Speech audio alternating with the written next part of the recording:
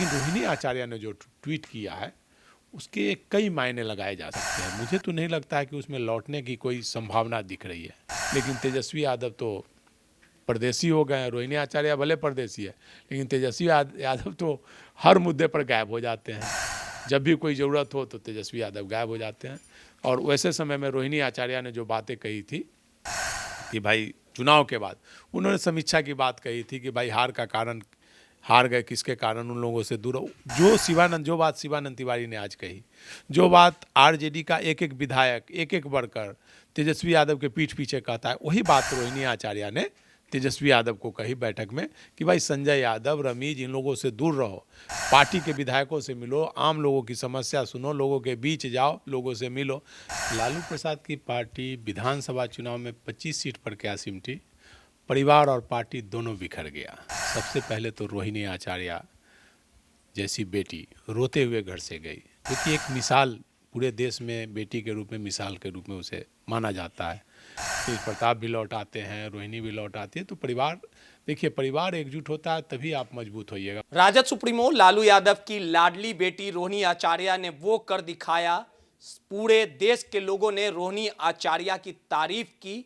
यानी लालू यादव जब किडनी बीमारी से ग्रसित थे तब रोहिणी आचार्य ने ही किडनी देके लालू को जीवन दान देने का काम किया। लेकिन रोहिणी आचार्य ने कभी सोचा नहीं था कि जिस पिता को वो जिंदगी देगी, जिस भाई के लिए हमेशा वो फ्रंट से लड़ेगी, उसी भाई के सामने रोहिणी आचार्य को बेइज्जत किया जाएगा। यानी पिछले कुछ महीने पूर्व जिस प्रकार से रोहिणी आचार्य रावड़ी आवाज से रोते हुए निकली, यानी संजय यादव और रमीज के द्वारा जो बेइज्जत किया गया, गाली गलौज किया गया, इन तमाम प्रकरण के बाद रोहिणी आचार्य ने पार्टी और परिवार से रिश्ता तोड़ दिया था। एक बार फिर से रोहिणी आचार्य सुर्खियों में है, क्योंकि रोहिणी आचार्य ने बेटियों के हक की मांग नीतीश कुमार से मांगी है और ट्वीट किया है। और इस ट्वीट के बाद चारों ओर रोहिणी आचार्य की तारीफ हो रही है।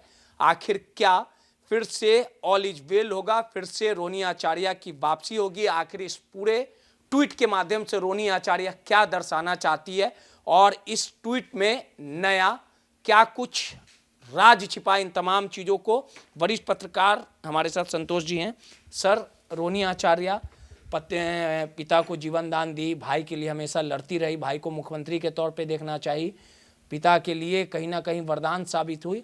अब हालात ये हैं कि घर से बेइज्जती करने के बाद रोहिणी आचार्य ने जो ट्वीट किया, उस ट्वीट के क्या मायने, आखिर क्या प्राप्त करना चाहती है रोहिणी आचार्य और क्या कुछ नया बदलाव लाना चाहती है, नीतीश से क्या डिमांड कर रखी है, क्या है? देखिए, इसका मूल जड़ है लालू प्रसाद की पार्टी विधानसभा चुनाव में 25 सीट पर क्या सिमटी, परिवार और पार्टी दोनों बिखर गया। सबसे पहले तो रोहिणी आचार्य जैसी बेटी रोते हुए घर से गई, जो कि एक मिसाल पूरे देश में बेटी के रूप में, मिसाल के रूप में उसे माना जाता है। हर व्यक्ति चाहता है कि उसके घर रोहिणी आचार्य जैसी बेटी हो, रोहिणी आचार्य जैसी बहन हो, जो हर मुद्दे पर, बाहर में रहते हुए हर मुद्दे पर तेजस्वी के पक्ष में खड़ी रहती थी, ट्वीट के माध्यम से ही आवाज़ उठाती थी। लालू प्रसाद को परिवार के में किसी को सूचना दिए बगैर, जहाँ न तेजस्वी ने किडनी दिया, न तेज प्रताप ने दिया, न मीसा ने दिया, किसी भाई बहन ने किडनी नहीं दिया परिवार के। रोहिणी आचार्य जो कि वहाँ सुखद जिंदगी जी रही थी, उसे कोई राजनीति में इंटरेस्ट नहीं था, लेकिन उन्होंने किडनी दिया लालू प्रसाद को, कहीं आज जीवन दान दिया, आज जीवित हैं लालू प्रसाद। तो कहीं ना कहीं उसमें रोहिणी आचार्य का योगदान, बहुत बड़ा योगदान है। और ऐसे समय में रोहिणी आचार्य को अपमानित होकर घर से जाना पड़ा, रोते हुए गई, तो ये दुर्भाग्यपूर्ण है। अब लौटने की बात हो रही है, अगर आ जाती है, लौट आती है, तो बहुत बड़ी बात होगी और एक अच्छी बात होगी कि लालू परिवार फिर से एकजुट होगा। तेज प्रताप भी लौट आते हैं, रोहिणी भी लौट आती है, तो परिवार एकजुट होता है तभी आप मजबूत होइएगा। परिवार अगर बिखर जाएगा तो आप मजबूत नहीं हो पाइएगा। लेकिन रोहिणी आचार्य ने जो ट्वीट किया है उसके कई मायने लगाए जा सकते हैं। मुझे तो नहीं लगता है कि उसमें लौटने की कोई संभावना दिख रही है। उन्होंने अधिकार की बात की है। उन्होंने कहा कि महिलाओं को 10,000 रुपये जो दिए गए हैं, जो साइकिल योजना हुई, पोशाक योजना, वो अच्छी योजना है, लेकिन वो 10,000 रुपये काफ़ी नहीं है। उन्हें अधिकार और मिलना चाहिए, और पैसे मिलना चाहिए उन्हें रोजगार के लिए। खासकर उन्होंने एक बात कही कि बेटियों के लिए घर सुरक्षित होना चाहिए, उन्हें अपना एक अधिकार, जिस प्रकार से उन्होंने कहा, एक शब्द यूज किया है, इससे यही साबित होता है कि घर बेटियों के लिए जो पितृसत्तात्मक परिवार है, मतलब पुरुष प्रधान समाज है, उसमें महिलाओं की भागीदारी होनी चाहिए। महिलाओं को, मतलब लड़कियों को घर में अधिकार मिलना चाहिए, परिवार में अधिकार निर्भय होकर लड़की अपने घर में आए, ना कि हो कि भाई बेटी ब्याह दी गई। तो आज भी मतलब दुनिया चांद पे पहुंच गई है, लेकिन आज भी ये कहा जाता है बेटियों को बराबर का हिस्सा कानून में मिल गया है कि परिवार की संपत्ति में, पिता की संपत्ति में बेटी को बराबर का हिस्सा मिलेगा। लेकिन आज भी पुरुष प्रधान समाज में बेटियां जब घर आती है तो उन्हें मतलब इस नज़र से देखा जाता है कि तुम दूसरे घर की हो, तुम्हारा ये घर नहीं है। जिस घर में उन्होंने बचपन बिताया, जिस घर में उन्होंने पूरा जीवन बिताया, 20 साल 25 साल 30 साल तक जिस घर में लड़की रहती है, शादी के बाद जब वो आती है तो उसे लगता है कि वो दूसरे के घर में आई है, मतलब वो परदेसी हो जाती है। मतलब मतलब पुरुष प्रधान समाज में लड़कियां को घर आती है, जब मैके आती है तो उन्हें कहा जाता है कितने दिन रहोगी, कब तक रहोगी। ये नहीं होना चाहिए। बेटी बेटा सबको बराबर का अधिकार जब कानून ने दिया है तो वो मिलना चाहिए। वही बात रोहिणी आचार्य ने मुख्यमंत्री नीतीश कुमार से कही है कि बेटियों के लिए भी घर सुरक्षित होना चाहिए, बेटियों को अधिकार मिलना चाहिए घर में, ना कि बराबर का अधिकार मिलना चाहिए। यही बात रोहिणी आचार्य ने कही है।